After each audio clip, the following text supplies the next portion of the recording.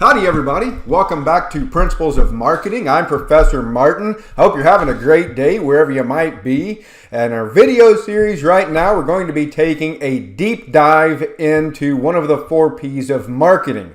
We're going to be looking at pricing and looking at different goals and strategies that marketers use when they are pricing their product. And so one of the reasons I love this particular P is it is one that we are familiar with, right? As a customer, as a consumer, you see prices all the time and you have kind of maybe a preconceived set of notions about what prices are and what they should be. And so as you go through your day-to-day life, anytime you go out and buy anything, you're looking at prices. And they're everywhere. Pretty much everything has a price attached to it. If you want a definition, even though you probably know what a price is already, our definition, the amount of funds required to buy a product. So if I want to buy 4 Flamin' Hot Mountain Dews at the discount store, I need $1. If I want to buy gas at various times, prices are going to go up or down. At that particular point in time, $4.36 a gallon. Holy smokes.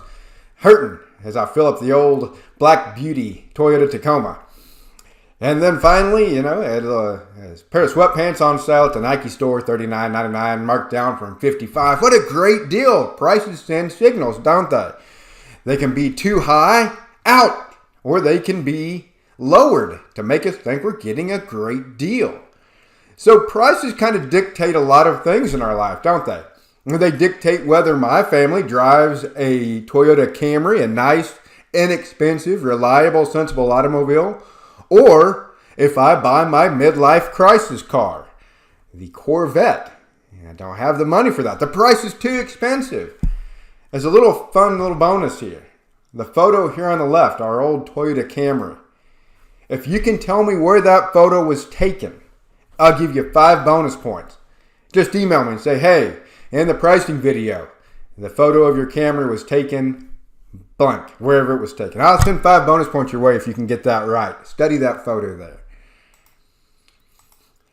When it comes time for vacation, prices also determine if I'm deciding to go to Disney World, whether I'm going to stay at All-Star Movies. You can see a room there is $249 a night, or maybe I upgrade to Pop Century, or maybe I really splurge and I spend $1,300 a night to stay at the Poly, or $1,000 to stay at the Contemporary Resort. Or maybe I just decide that all those prices are too high and I'm not even going to go to Disney World. I'm going to spend half the money, go out west and hit Yellowstone and get a room at the Old Faithful Inn looking at the Old Faithful geyser there. The room there is cheaper than any of those rooms at Disney World. A much better value for my vacation dollars. So prices dictate a lot of what we do in life. We're all familiar with prices. The question becomes, how are prices determined? How do businesses come up with the prices that they're charging? I tell you what they don't do. They don't do it randomly. They don't just randomly throw out a number and hope that it sticks. All right? So in our video series on pricing, we're going to talk about pricing objectives, the goals at play when businesses determine their prices.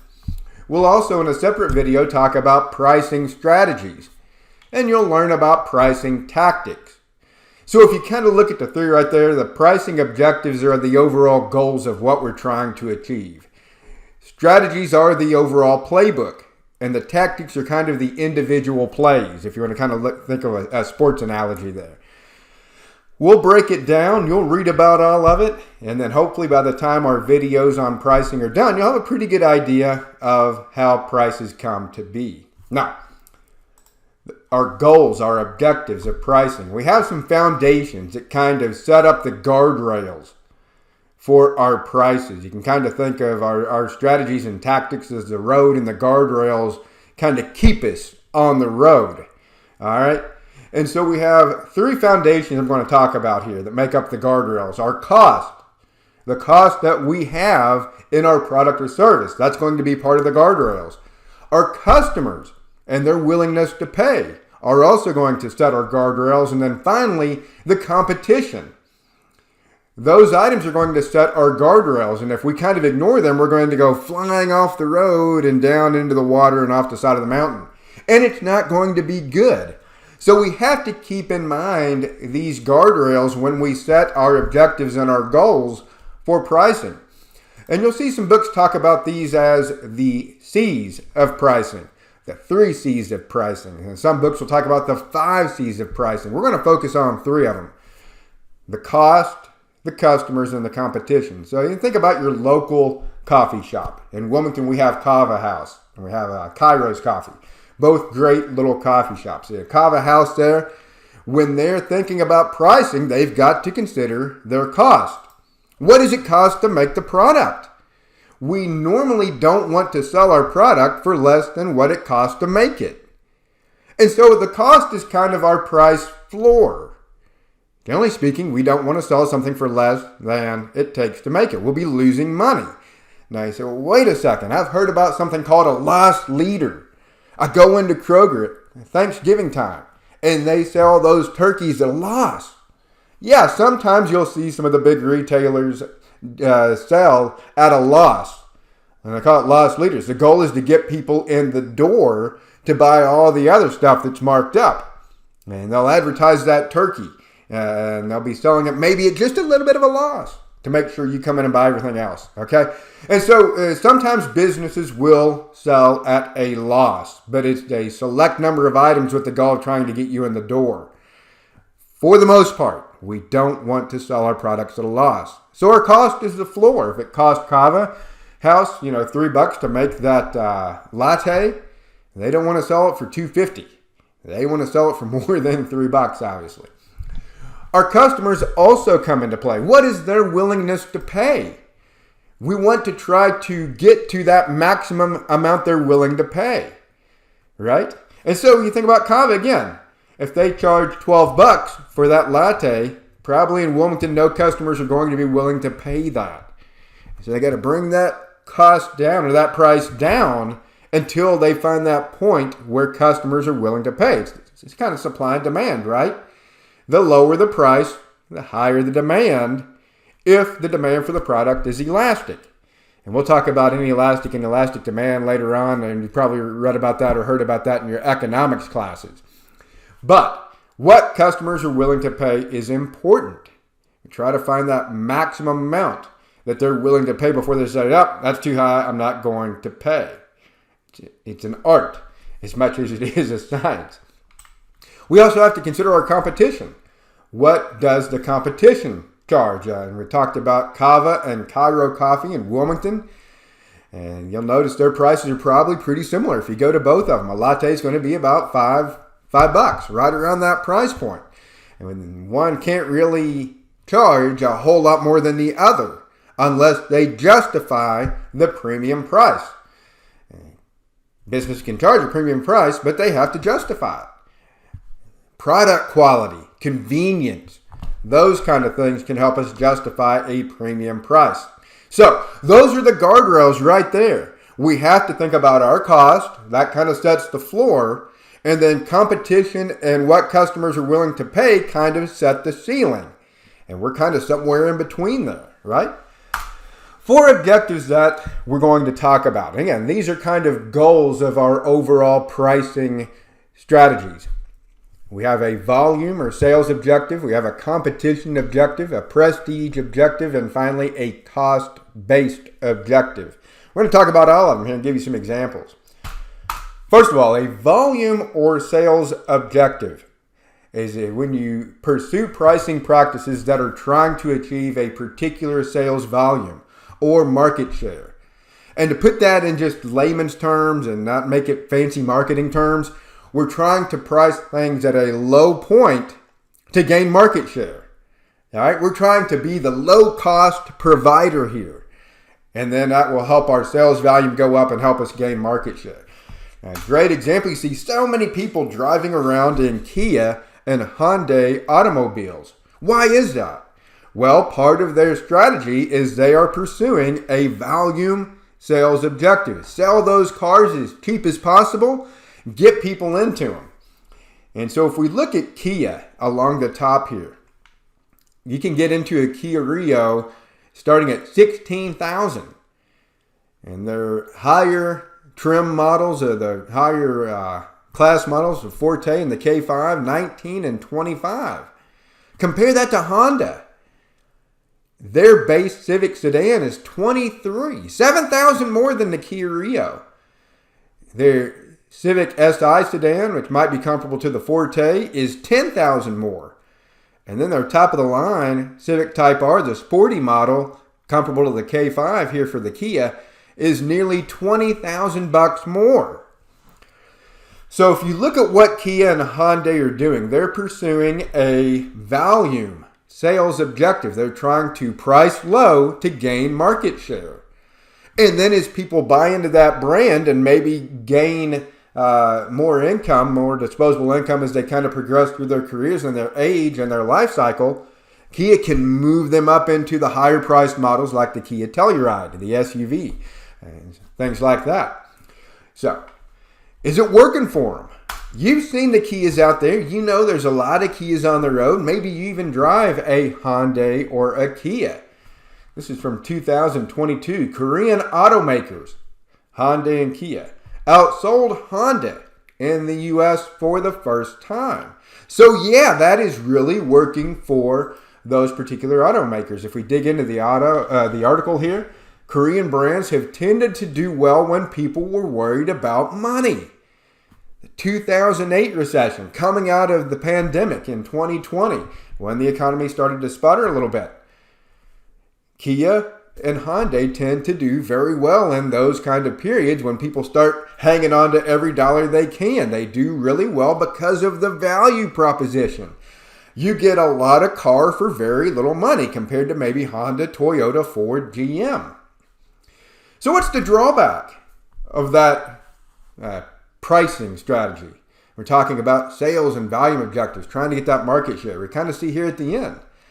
A lot of car shoppers still associate Hyundai and Kia with that negative, good value, thinking they're cheap. Oh, they're 16,000 bucks. It can't be a good car. It's too cheap. That Civic has to be a better car because it's more expensive. So one of the drawbacks of pursuing that volume sales objective is that you can kind of give yourself the reputation as being cheap, not very high quality. Probably the biggest drawback there. You talk about the competition objective. That's where we're doing a pricing strategy that's intended to maintain pricing parity. To put that into layman's terms, we're just trying to keep up with the competition, kind of charging similar amounts as to what the competition charges.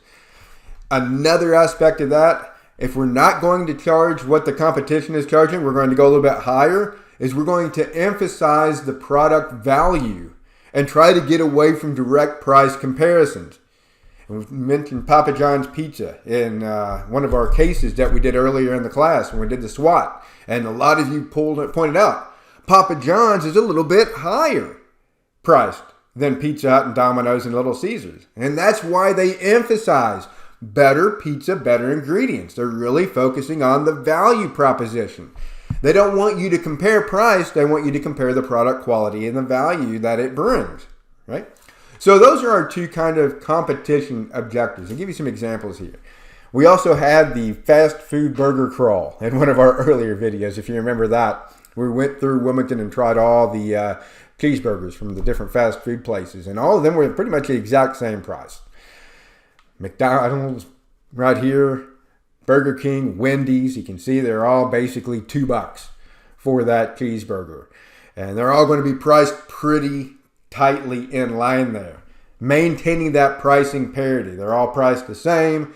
They're all basically interchangeable as far as prices are concerned. As far as value pricing, if you move up the ladder a little bit, you can see Burger King is selling a $7 Ghost Pepper Whopper. Wendy's is selling a $6 Nacho Cheeseburger.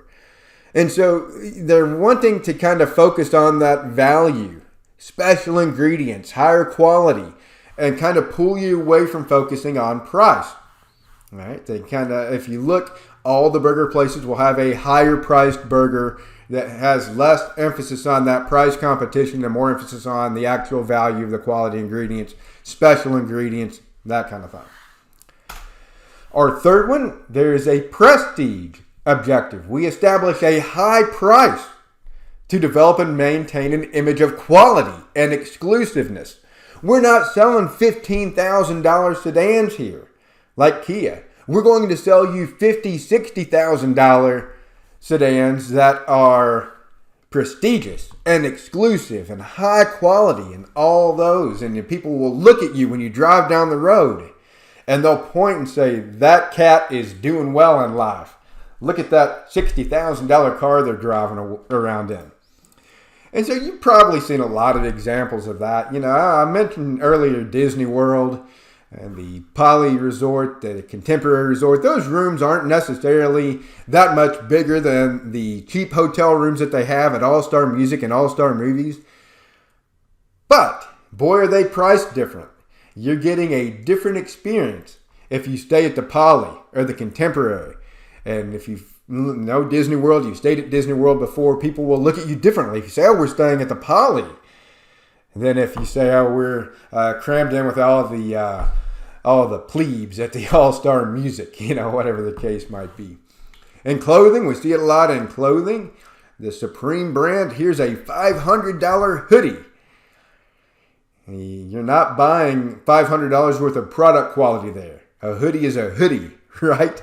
You're buying that box logo right there that says Supreme on it. So when you wear it out, you can feel that prestigious feeling of wearing the hippest urban streetwear that is out there.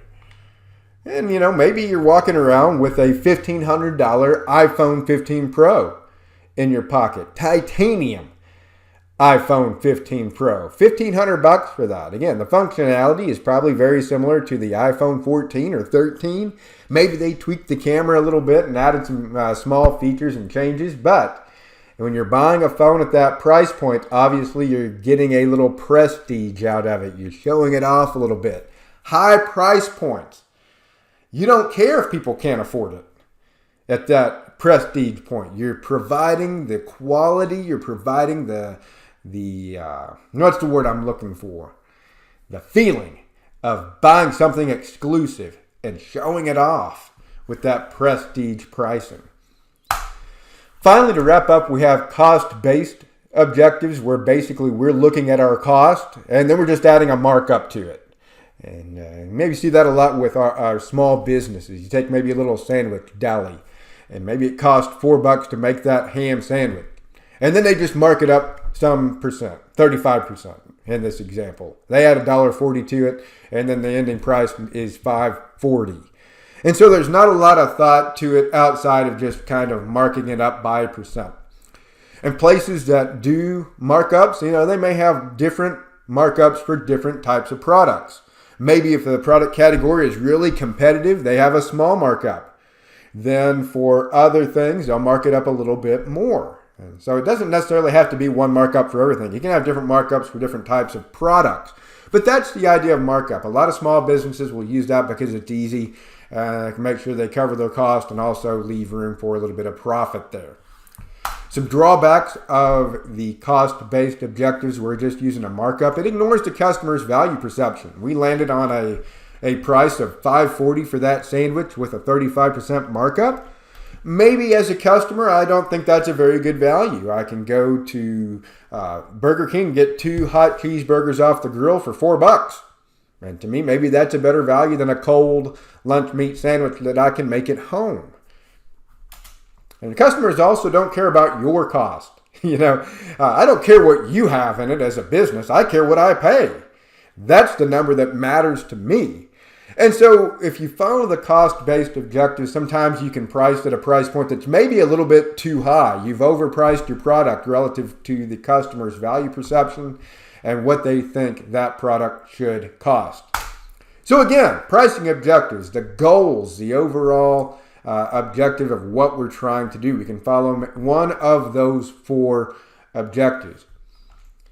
And as I said, once we kind of understand the goals, we can start talking about the playbook, our strategies, and the individual plays, our tactics.